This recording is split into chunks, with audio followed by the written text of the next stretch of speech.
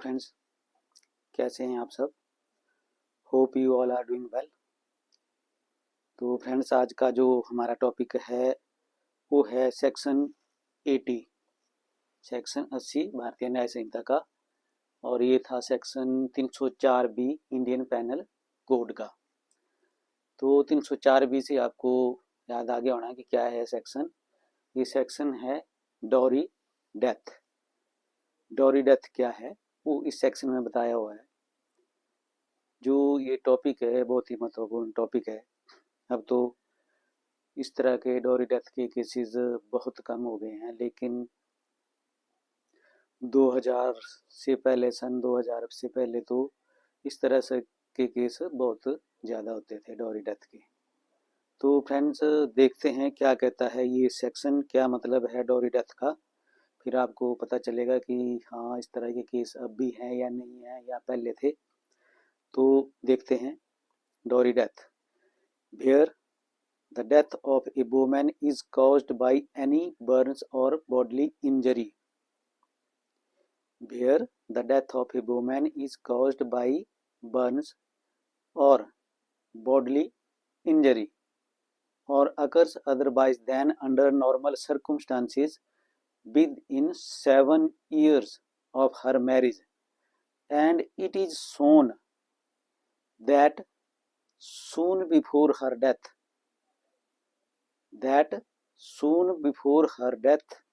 she was subjected to cruelty or harassment by her husband or any relative of her husband,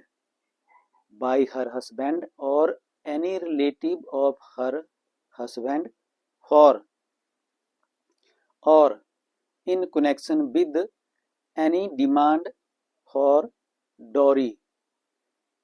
Such death shall be called dowry death, and such husband or relative shall be deemed to have caused her death. तो दोस्तों, ये section कहता है कि जहाँ किसी औरत की मृत्यु किसी जलने से या किसी शारीरिक चोट से होती है, और जो या फिर जो उसकी मृत्यु है वो कुछ अब नॉर्मल असामान्य परिस्थितियों में होती है, जो उसकी शादी है उसको 7 साल नहीं होते हैं, यानी उसकी शादी के 7 साल के अंदर अंदर अगर किसी औरत की मृत्यु किसी जलने से या किसी शारीरिक चोट से या किसी असामान्य परिस्थितियों में होती है, और ये शो किया जाता है कि उसकी जो मृत्यु है उससे पहले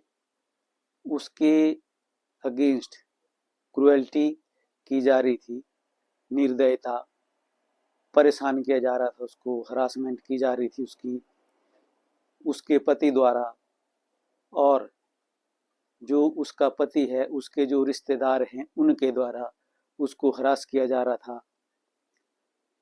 किस लिए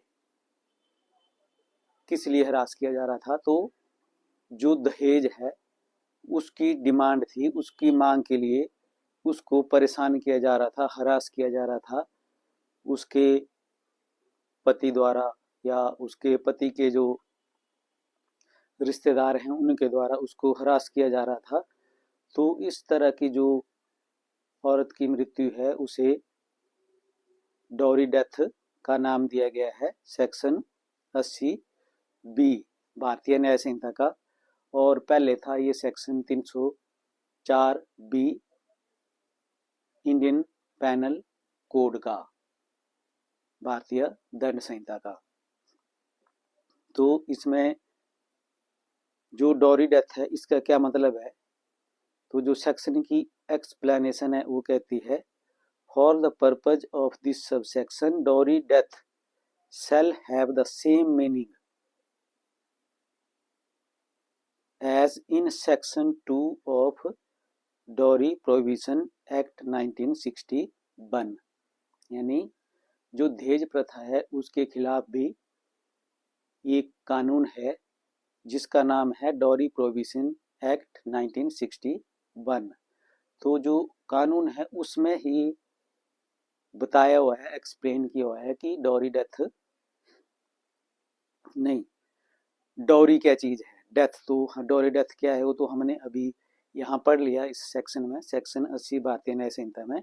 लेकिन डॉरी क्या चीज है, दहेज क्या चीज है, वो उस सेक्शन 2 में डॉरी प्रोहिबिशन एक्ट 1961 में बिल्कुल अच्छी तरह से एक्सप्लेन किया हुआ है। तो उसको अगर समझ नहीं आया होगा आपको तो उसमें नज़र मार लीजिएगा, वहाँ से समझ लीजिएगा कि डॉरी क्या है, दहेज क्या है। वैसे तो जनरली आप सभी जानते हैं, दहेज जब लड़की की शादी होती है तो उसकी शादी में जो उसके ससुराल पक्ष के जो डिमांड करते हैं, मांग करते हैं कि हमें ये चीज़ें चाहिए, टीवी, फ्रिज या पैसा, कैश, मोटरसाइकिल, कार, वो सारी चीज़ें जो है वो दहेज में ही आती है।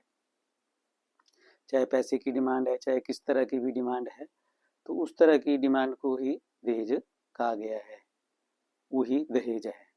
तो अब जो सेक्शन 80 है भारतीय न्याय संहिता का, ये क्लॉज 2 इसकी क्या कहती है, वो जो सजा का प्रावधान है उसके बारे में इसमें बताया है। तो क्लॉज 2 देखते हैं।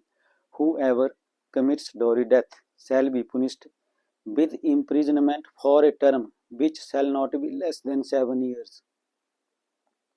मतलब जो सजा है वो 7 साल से कम हो ही नहीं सकती। अगर ये अपराध डॉरी डेथ का प्रूव हो गया कोर्ट में तो कोर्ट मजबूर है फिर कम से कम 7 साल की सजा देने के लिए।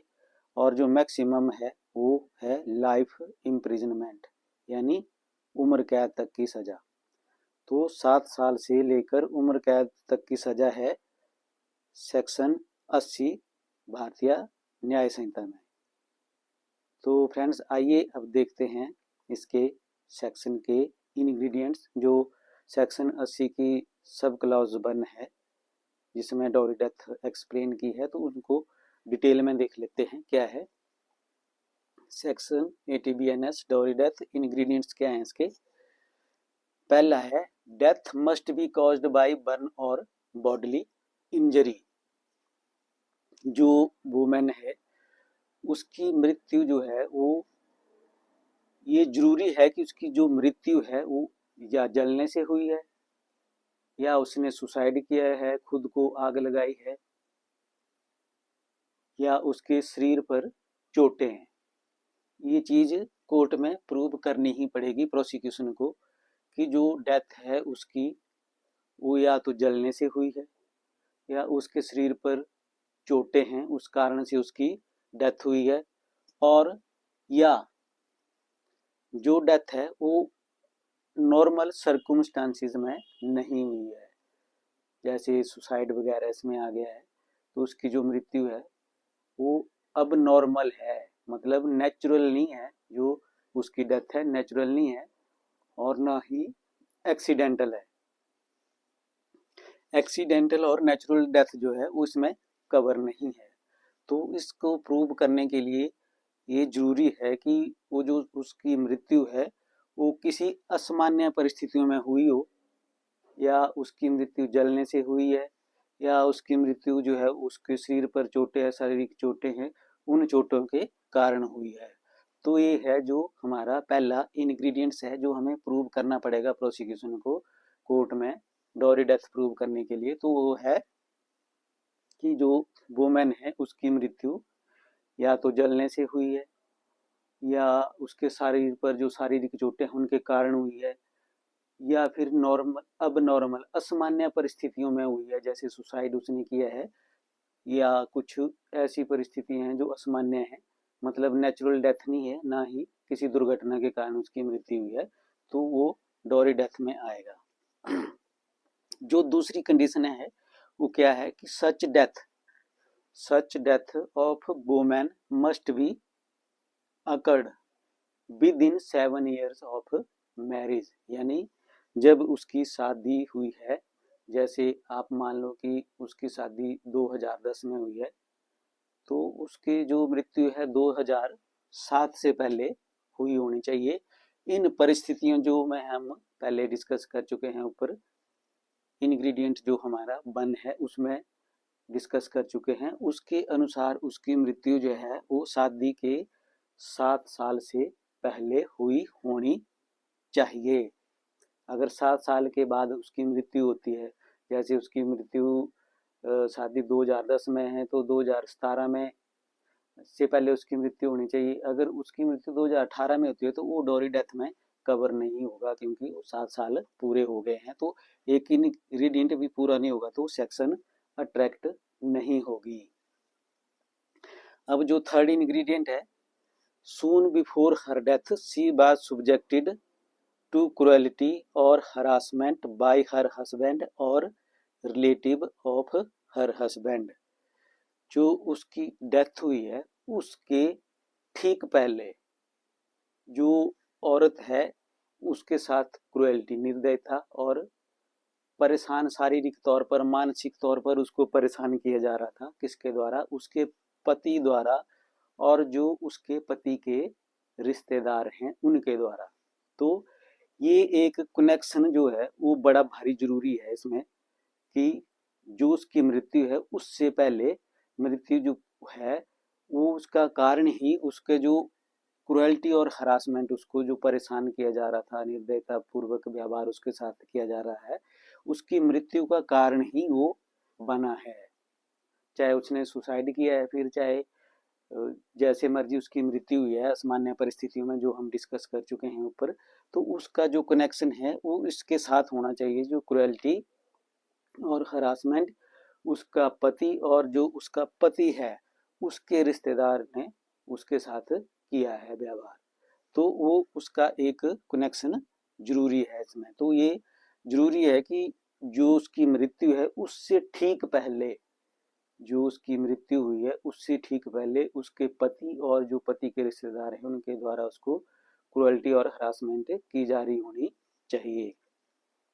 और जो फोर्थ और चौथा इंग्रेडिएंट है वो कहता है कि क्रुएल्टी और हरासमेंट मस्ट बी फॉर और in connection with any demand for dowry.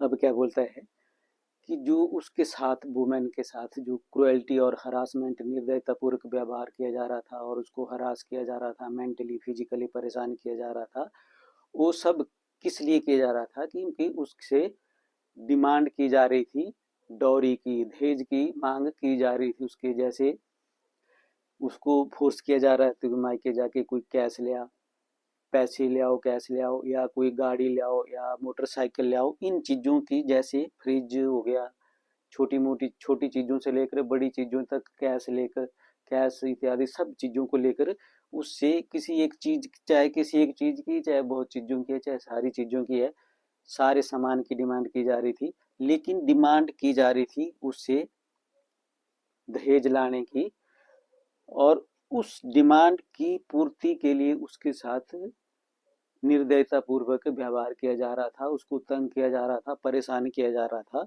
ये भी जरूर प्रूव होना चाहिए।